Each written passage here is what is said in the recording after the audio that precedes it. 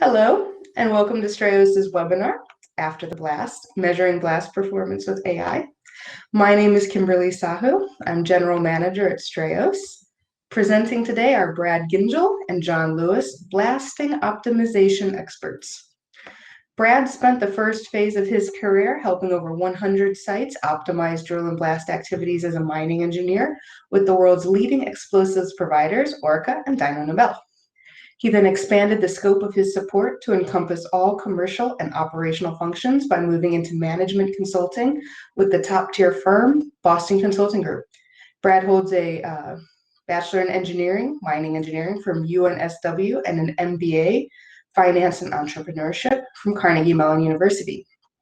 John is a graduate from the University of Kentucky Mining Engineering Program. Upon graduation, he worked for the explosive manufacturer Nelson Brothers, where he primarily focused on project management and blasting optimization for coal mines and quarries. These projects range from bucket fill optimization to cast blast analysis. He is now Senior Manager of Drilling and Blasting for a metallurgical coal company. A couple quick notes before we get started.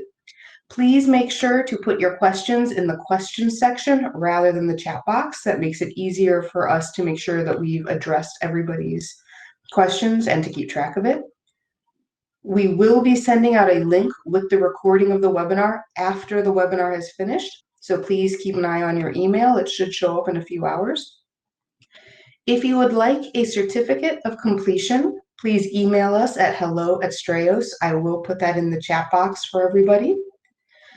We will be emailing answers to all the questions asked during this webinar within a couple of days, so don't be shy about asking. If you have a question and we don't answer it here, we will email the answers out later.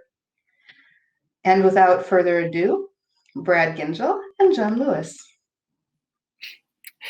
Thanks so much, Kim. Hi, everybody, and welcome to this new Strayos webinar, After the Blast. Now, this webinar is focusing on measuring blast performance with new technologies like drones and artificial intelligence. So we're going to be covering, firstly, kind of just a quick overview of Strayos, the company, who we are, to give you a bit more background on us and a bit more context. Then we're going to dive into the reasons for doing post-blast analysis. So we're going to be talking about why it's important and how it creates value. Next, we're going to be deep diving into use cases specific to different types of mining and specific to different kind of ways of creating value for operators. So we're going to be looking at fragmentation analysis. We're going to be looking at muck pile shaping, and we're going to be looking at cast optimization and going over some kind of real life use cases on how to apply these techniques using latest technologies. Finally, we'll wrap up with a Q&A. You can post questions throughout the webinar, and they'll in the question section, as Kim said, and they'll appear in that list. You can also upvote questions. And so basically, I'm going to look at that question list at the end, and I'm going to look at the top voted questions and answer them. And as Kim mentioned, any we don't get to, I'll answer afterwards in an email. So don't worry if we don't get to yours today. Amazing. So let's get into it. All right. So the quick background on Strayos. So we are a software company founded in 2016, so about 5 years old. We provide visual AI software for mining optimization. This includes drilling and blasting tools. This includes AI optimization tools, and this includes kind of bespoke, custom-built photogrammetry engine as well. Just to give you a bit of context on that, we operate in 8 countries Customers use us at around 550 sites. We have a global presence with offices in the Americas, in India. We have people in Poland and me in Sydney here as well, which on aggregate means that we can provide 24/7 live customer support around the world. We've done 75,000 plus projects with 50 plus AI models. You can see the stats down there. We focus on delivering savings and value for our customers in the drill and blast realm and beyond. So to give a bit more detail on what we actually do, and what our software does, basically, as you see there, operators and engineers use our AI-powered tools at each step from mine to mill. What this means is we've built a suite of tools which are useful to people at each step of the value chain. So from the surveying side, we have our own photogrammetry engine that you can upload pictures on to build a 3D model. And then we have pit planning tools and kind of basic survey measurement and annotation tools that you can use to measure volumes, distances, things like this.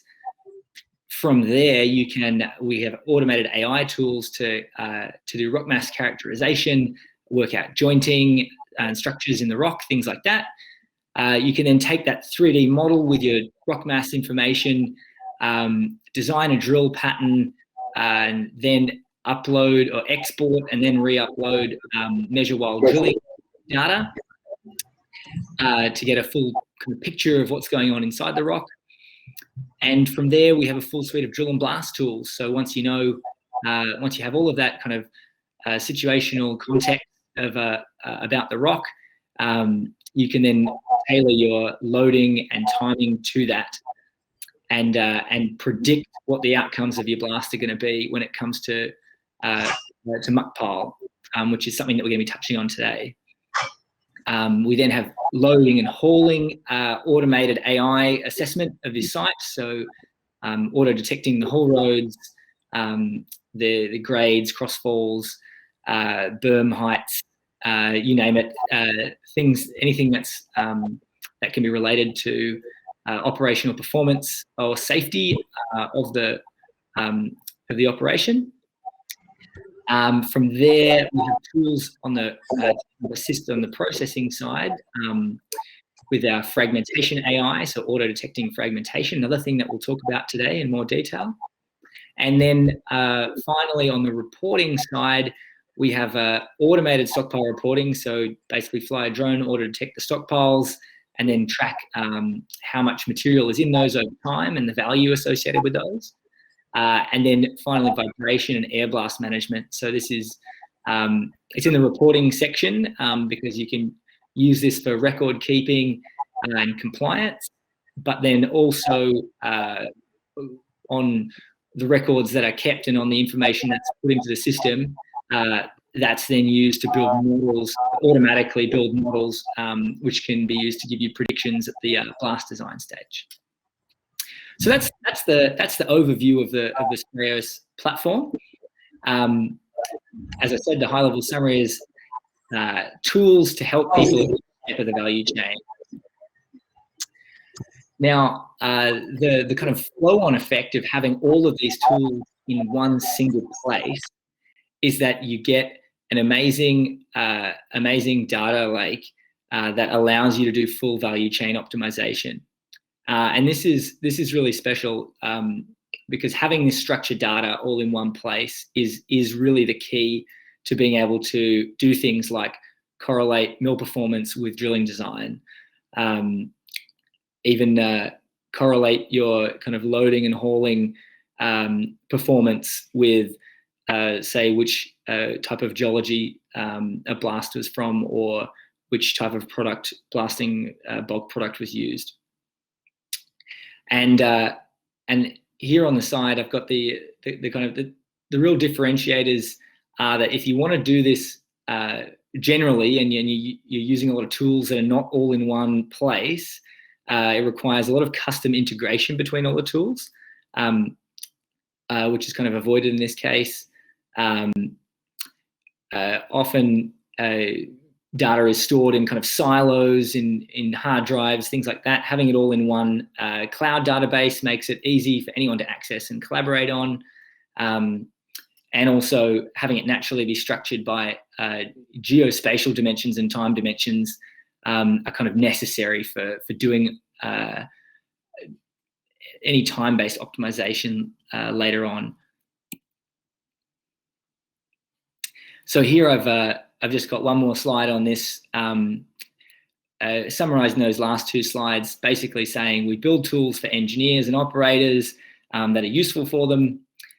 And then that information that we collect can then very easily be used for optimization. And that's the sweet spot we're trying to play in, setting up to be useful for people in their everyday jobs, but then also as a byproduct of that, creating all this valuable information that's set up, already structured in a way to be used for optimization, to maximize value mine to mill. Cool. Yeah, let's get stuck into why conducting post-blast assessments is important.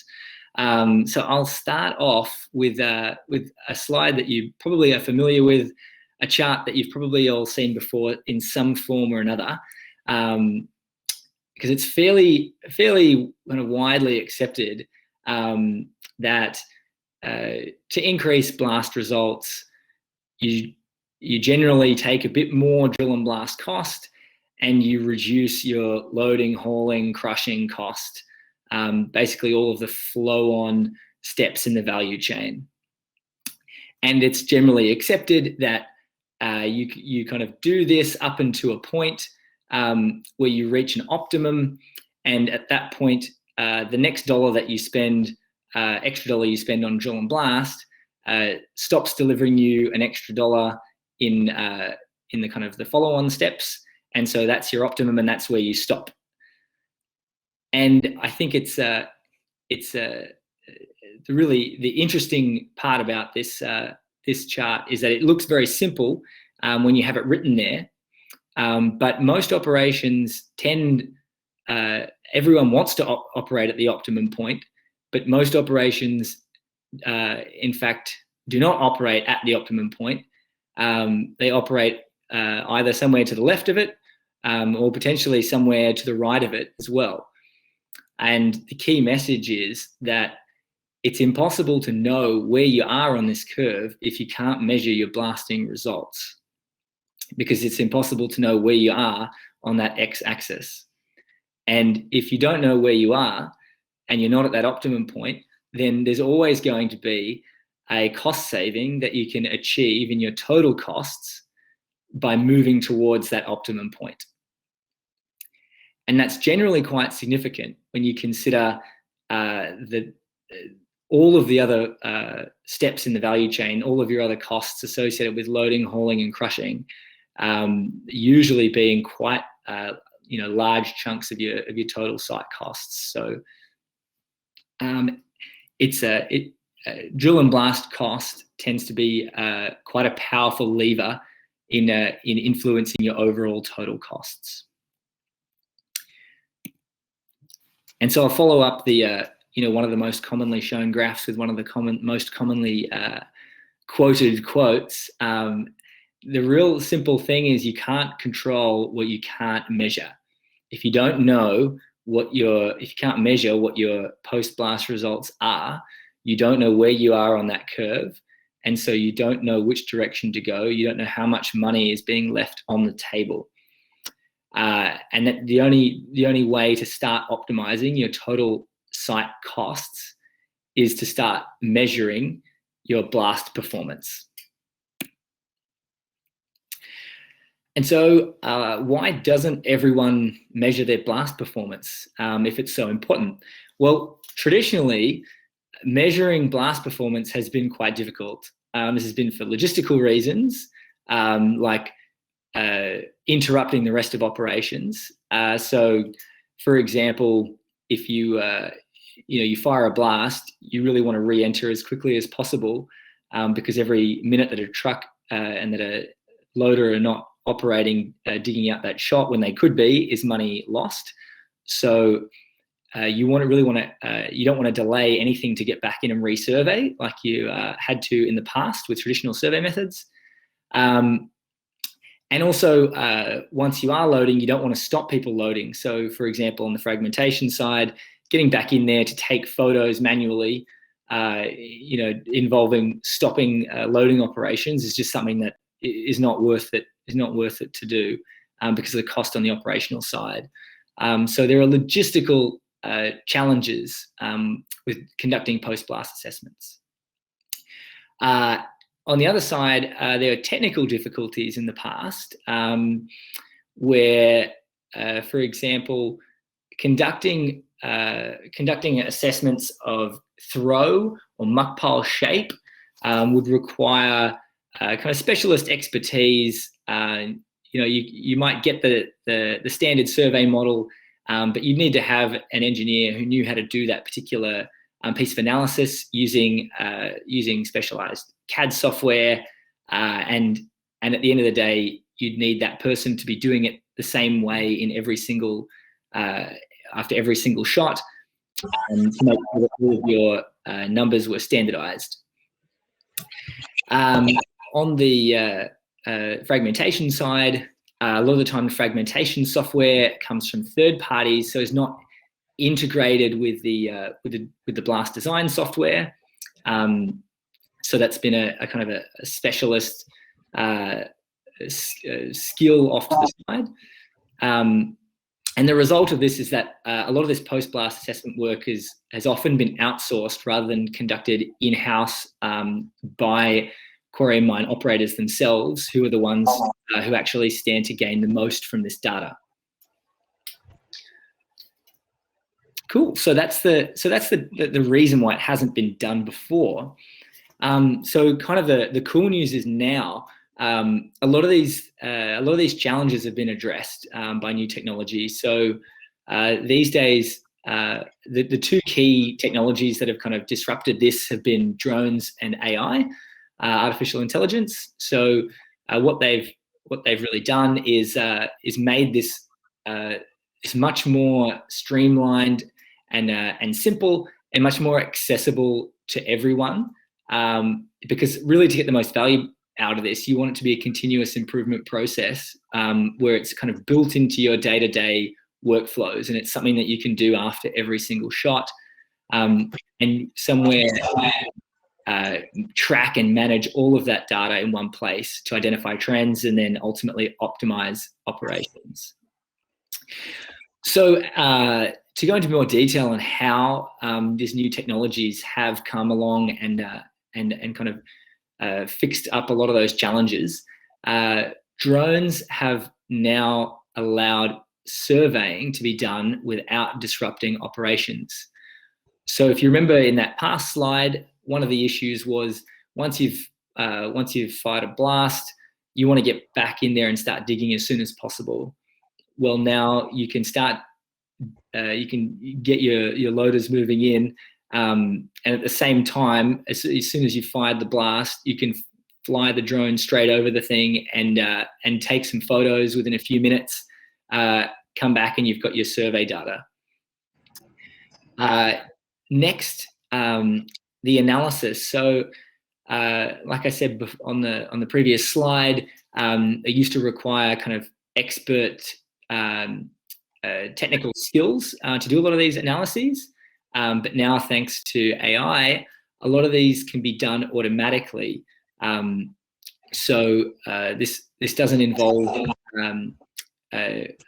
having a drill and blast specialist there to do it. It's basically a box tick on the upload, and then the AI can automatically assess things like cast percentage and fragmentation, things like that. And then the final point is that now that the data capture side and the analysis side has been streamlined, the future blast optimization has also been able to be streamlined. So this is something that AI is also really good at, looking at all of the results of that analysis from your previous blasts, and then telling you, okay, this is how you should design your future blasts in order to get the best results, or the optimum results to achieve the best total cost outcomes.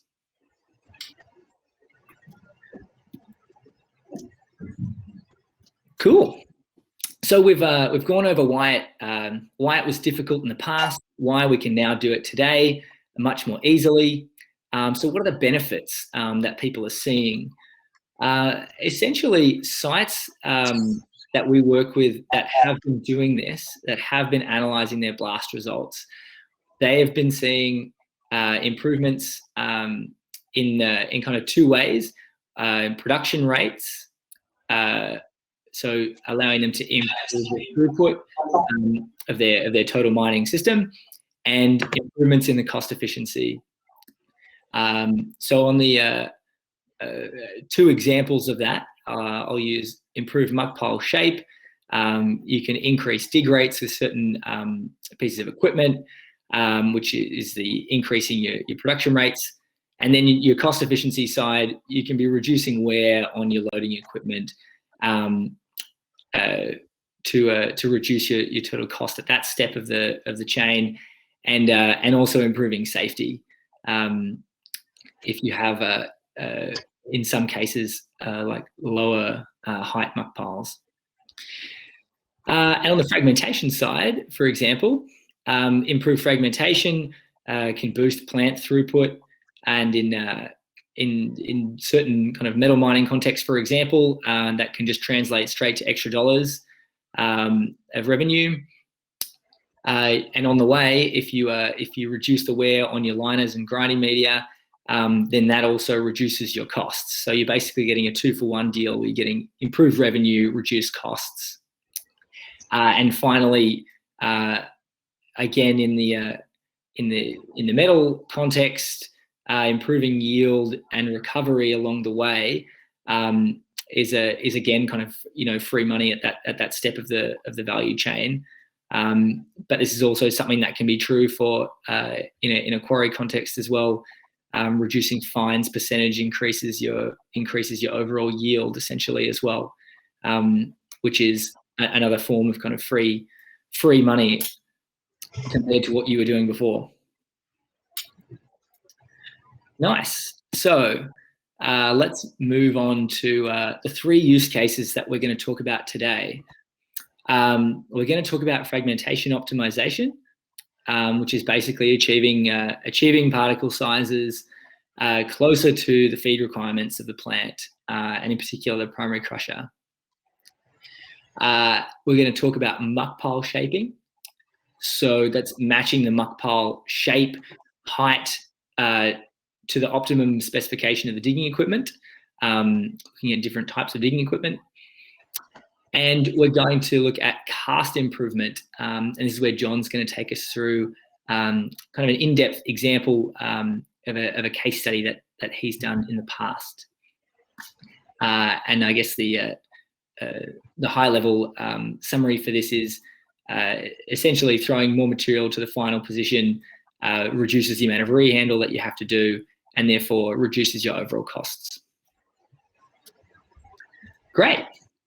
So let's dig into the first of the use case deep dives. Fragmentation. Optimizing fragmentation is a balancing act. There's obviously no rocket science here. Obviously, coarse fragmentation can slow down your plant, increase wear. You can require secondary breakage if you have too much oversize, and sometimes oversize can be so large that it's just not worth breaking, and you reduce your overall yield from the shot. On the finer fragmentation side, for certain operations, you get more fines. You can then lose product there and basically decrease yield. And also the other obvious cost of finer fragmentation is often higher drilling and blasting costs, because you're drilling more holes, using more powder often. And the key to finding the balance here is, surprise, surprise, matching the requirements of the plant. So what this means is finding out what your current distribution is, and what that looks like, and finding out what your plant's optimum feed distribution size is, and then kind of running a continuous improvement cycle to basically adjust drill and blast parameters, measure changes, and work towards an optimal point where those two distributions match each other as closely as possible. So in theory, this sounds simple and makes a lot of sense. In practice, there are often a lot of challenges associated with doing this. So on the measuring side, like we said before, you have to capture the data properly, quickly. You have to then use that data. You have to store that data in a way that allows you to assess trends over time and link that back to blast results, blast inputs, so that you can see the effects of your changes. So that's on the kind of the difficulties on the left-hand side. On the right-hand side, it means you have to go and talk to the people in the plant, and you have to find out what their specifications actually are. And a lot of the time, if the plant hasn't been run outside its current parameters in a long time, then the plant operators might not have the full picture either of how the plant's going to react to different distribution sizes of rock coming in. If, for example, you've been kind of doing things in similar rock with similar blast patterns the same way for the last 5 to 10 years, for example. So the answer for tactically how to do this and why this is easier now is that drones and AI have basically come in and made this process a lot faster and a lot safer. So I kind of split this into the 3 phases of planning, taking the photos, and then processing them, and showing the kind of the more traditional methods were kind of dependent on waiting for gaps in loading operations, because like I said before, you really don't want to stop loading, and methods that kind of require a manual scale and kind of single image at a time processing tend to be prone to errors from things like shadows and things like perspective error as well. Whereas now when you fly a drone over, because each of the photos are geotagged, it creates an automatically scaled 3D model with no error from perspective, things like that. No human standing in front of the dig face, potentially getting hit by a rock. But it's not just drones that you can use. Obviously, camera mounted equipment mounted with cameras avoids that issue as well from the safety perspective. And also the ability to kind of just use geotagged iPhone photos from a cab also means that you can be out of the way and not have to stop loading operations. In the taking photos section, we've got humans walking in front of the dig face was definitely a big safety issue. Retrieving manual scales is something that's another safety issue, and it's something that just takes a lot of time of kind of specialist contractor hours, which is just a significant cost. for the study.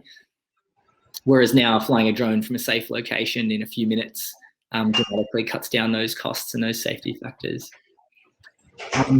Processing side, so kind of earlier versions of software that use edge detection by highlighting like darker versus light zones, prone to shadow errors, and kind of manual adjustments that were required were quite time consuming. Whereas now kind of fully automated AI fragmentation analysis is just a tick of the box that can come back in 30 minutes. And kind of a web portal rather than having to have any kind of standalone powerful computer. So that's basically the way that drones and AI have improved fragmentation and the process of doing fragmentation studies. Definitely feel free to reach out if you have any more questions on that one. Happy to go through that in more detail. We'll now jump into muck pile shaping. So first I'll kind of explain what I mean by muck pile shaping. Essentially, every different piece of equipment has a different optimal muck pile shape.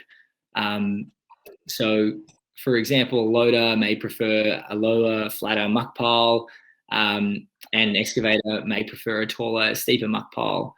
And the reasons for this are just due to the structural way that they're designed and built and where they sit while they dig out that muck pile. You basically want to minimize the movement of that piece of loading equipment as it's digging. Let me move on to the next one. So optimizing the muck pile shape. The way that this kind of creates value is you can get a lot of extra productivity out of your loading equipment if you can get the muck pile to the optimal shape. So every piece of equipment has kind of a maximum dig height.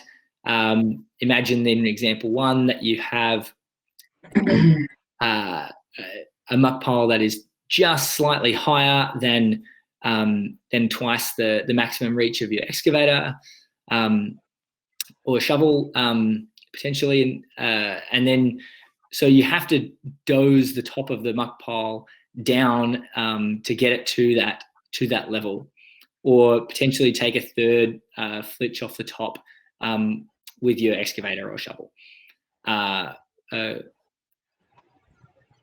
Then let's say that you can do something like predict the muck pile shape, change the blast parameters, and get that blast muck pile, to be maybe it's only a few meters lower.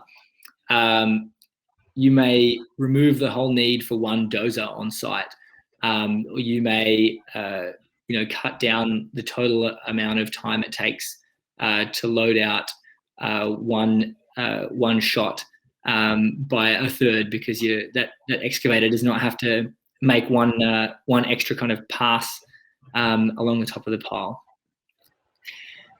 So that's kind of an example of kind of reducing the muck pile height. In example 2, we'll look at potentially increasing the muck pile height, helping. Say you have an excavator in the bottom example that has to move back and forth across the whole length of the muck pile. Getting it stood up higher may allow them to stand in one place and dig the whole thing out without having to move as much. So that's essentially the kind of 2 examples of how you can optimize your muck pile shape for specific loading equipment to improve productivity at that step of the value chain. So what is coming out with new technology that helps this? Well, drones and AI, again, are the 2 key factors. So basically being able to, 1, measure the muck pile by taking drone pictures, like we said at the beginning, means that you don't have to interrupt digging operations. You can just come in straight after the blast, take a bunch of photos, and then turn that into a 3D model of the entire muck pile. The AI comes in where now you can do is upload those pictures, tick a box, and you can automatically detect the boundaries of that muck pile and automatically connect it with your pre-blast shot design and generate analyses like the kind that you see here, automatically measuring trough drop, center of mass movement, and your average throw, things like that, all aspects of your muck pile shape. So rather than in the past having to do this with kind of an expert with CAD tools specifically set up for this kind of thing, it's just all automated with the check of a box on uploading some drone images. So that's your measuring side. Also on the predicting side, AI comes in where it's dramatically increased the speed at which you can do muck pile predictions. What this allows you to do is adjust blast parameters and then quickly go back and re-predict your muck pile, and then go back, readjust your parameters, and ultimately get your ideal muck pile shape in a very short amount of time on the design front. And this is something that you can calibrate with your actual measurements done in that first step. So overall, as a summary, muck pile prediction, muck pile measurement is something that's now able to be automated, which can generate significant value for mining operations at the loading step of the value chain. So next, I'm going to move us on to cast optimization, and here I'm going to hand over to John. Yeah, so cast optimization. Thank you, Brad, for the introduction. So like they already said, previously I worked for an Orica joint venture, Nelson Brothers. And during my time, cast optimization was a very big thing because, I mean, that's kind of what surface coal mines are going for. So getting right into it on this first slide here.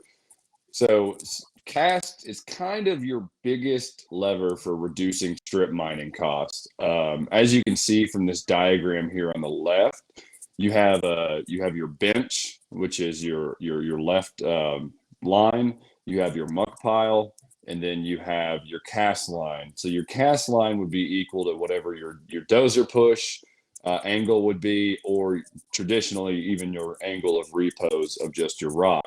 So you can see at the bottom, you have the cast to final position, which means there is no rehandle required. You do not have to come in with another piece of equipment, such as a dozer or an excavator or all sorts of, excavator and haul truck, and then move that to its final position. All the material above your final cast line is thrown short, which means now you have to introduce manual excavation, which anytime you introduce another piece of equipment, even if you're just rehandling a little bit, that's an additional cost. So more material cast to final means less rehandling. So reduced energy and fuel consumption, that's money. Reduced equipment wear, that's also money. And increased production capacity of pit operation, that means more money. So now you're spending less money to generate more money.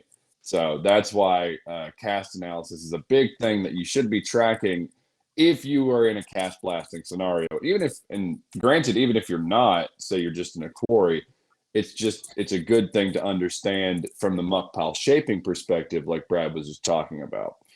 So if you go to the next slide, please.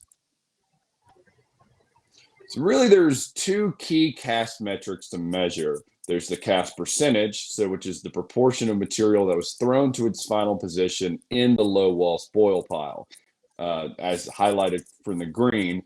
So it indicates the amount of material that must be rehandled. So that's just a percentage of the entire shot. So now you can say, 20% of it doesn't have to be rehandled, 80% of it does.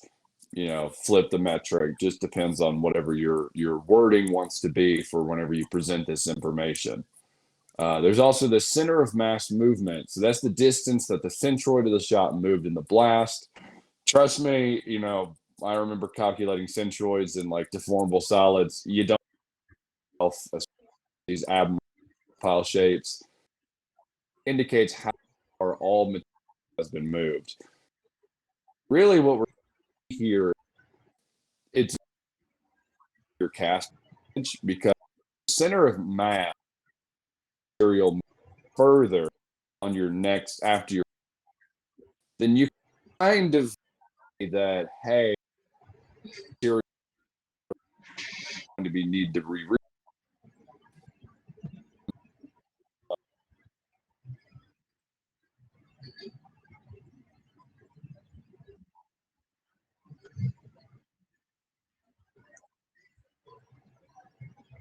Bit, John.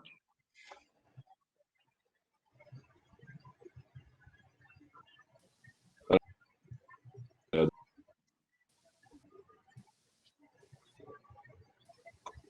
not sure if we've got you. You want to try rejoining or something, John? Mm-hmm.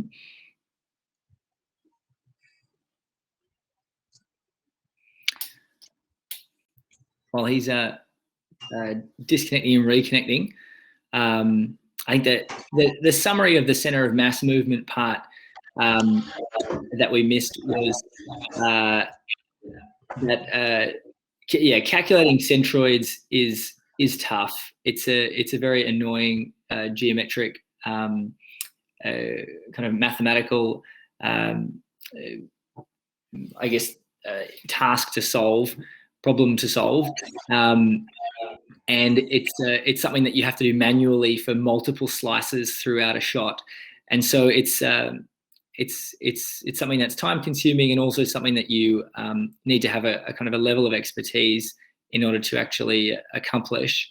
And so this is something that has been it's important because it tells you how far everything has moved, and it's also something that's traditionally been challenging.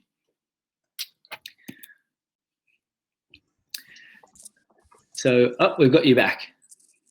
Canadian quarantine hotel. So now I'm just going to do this on the LTE. So hopefully that works better. Yes. So, man, all right, fun times. So how to run cast optimization. So first, what we'll see here is I'll go through the general way of doing it, and then we'll get into kind of like how I did it from an actual start to finish perspective. So preparing, you're going to kind of align your plan with the blast crew, engineers, management, setting up your tools and equipment, such as your drone, your software. You know, if you need ground control points with a GPS, or if you already have an RTK drone.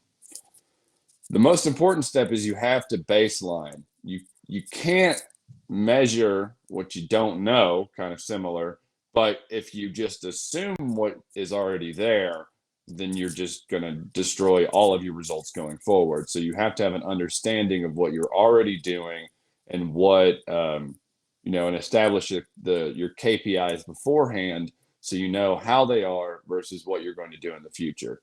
So suggestion to fly the drone over your pre-blast and your post-blast bench for 5+ baseline shots. You also want to make sure that these are geo-referenced models, so with either an RTK, PPK, or a GPS unit.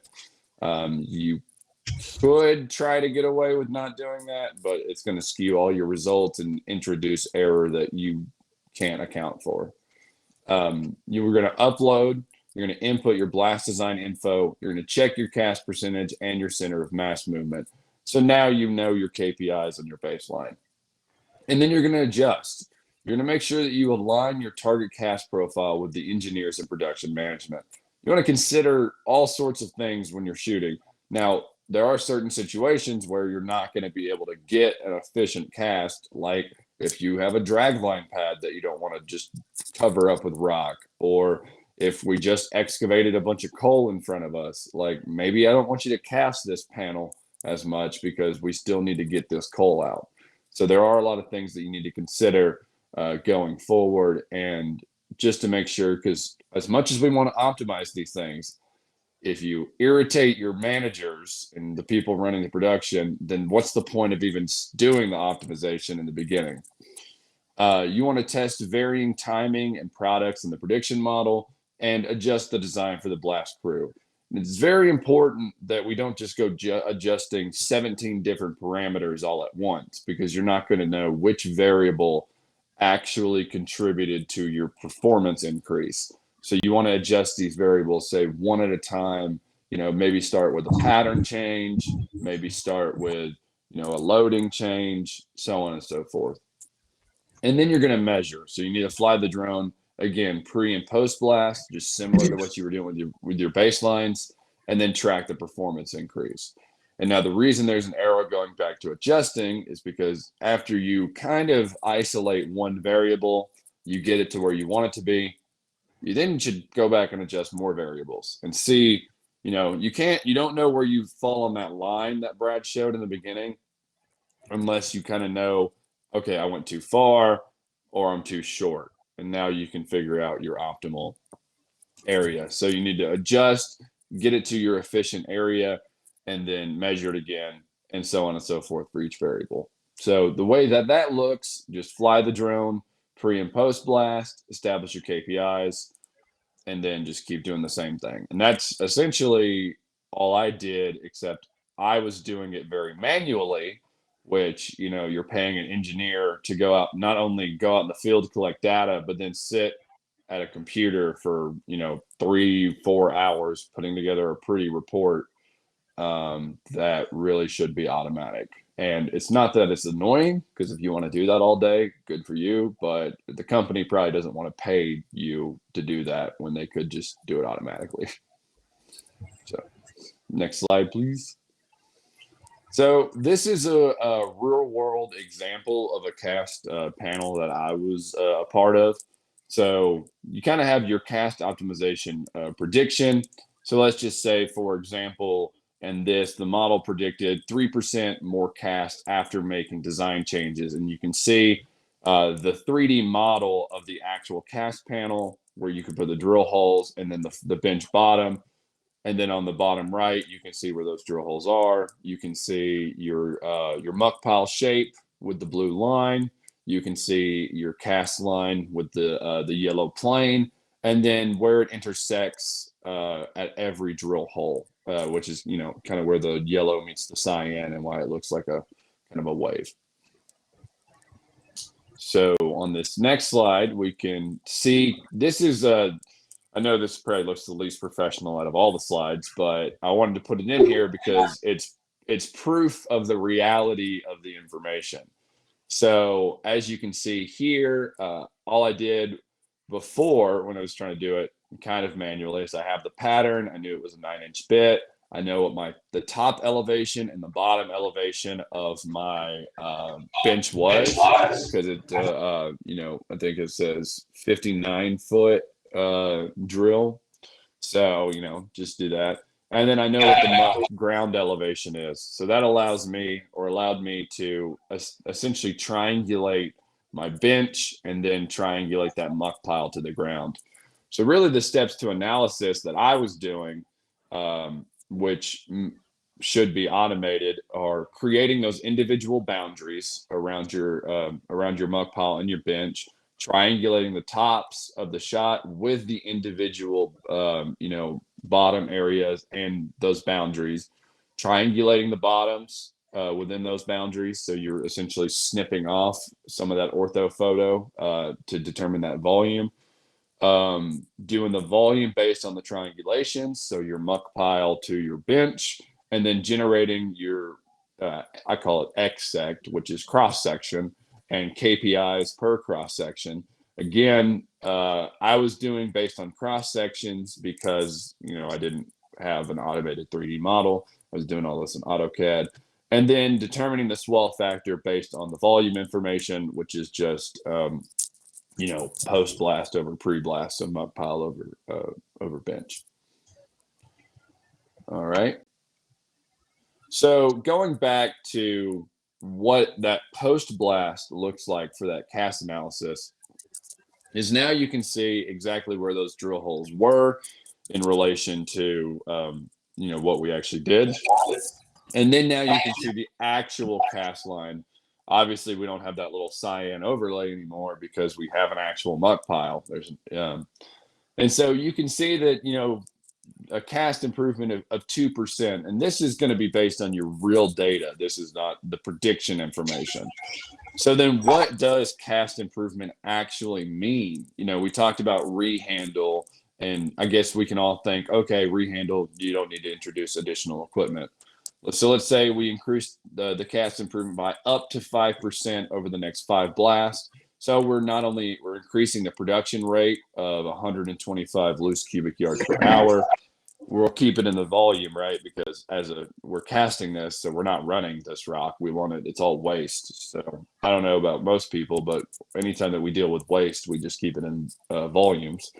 And realistically, decreasing costs by, 1 cent per loose cubic yard, which is a very, if I get a decreased cost by 1 cent per loose cubic yard, that's a lot of money. And it could, even if it's $0.00001 per loose cubic yard, that is savings. And I'm pretty sure anyone would be happy with any amount of savings when you're doing, lots and lots and lots of moving of rock. Okay.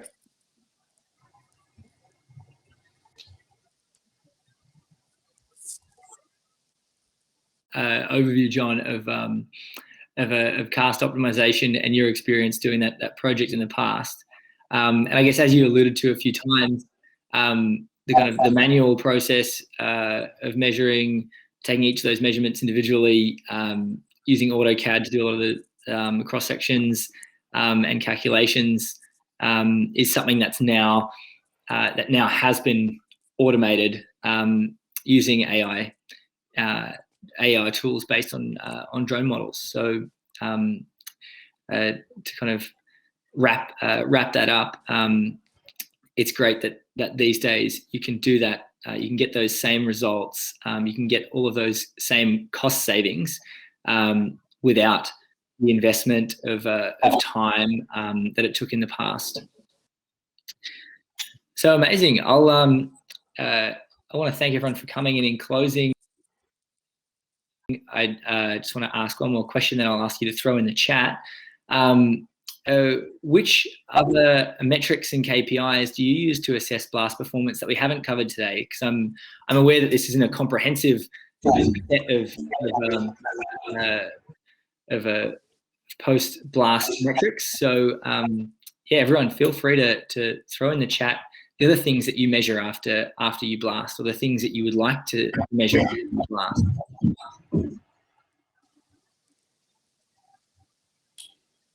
So I do. Yep, your back break there. Yeah.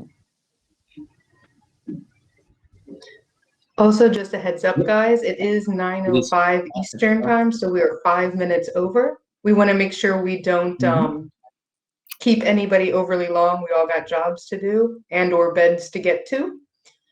So if we don't get to any questions today, we will we will answer all of the questions and then email out those answers to all of the participants. Yep, that sounds like a plan. So again, thank you guys for coming, and we'll see you at the next webinar. Thank you.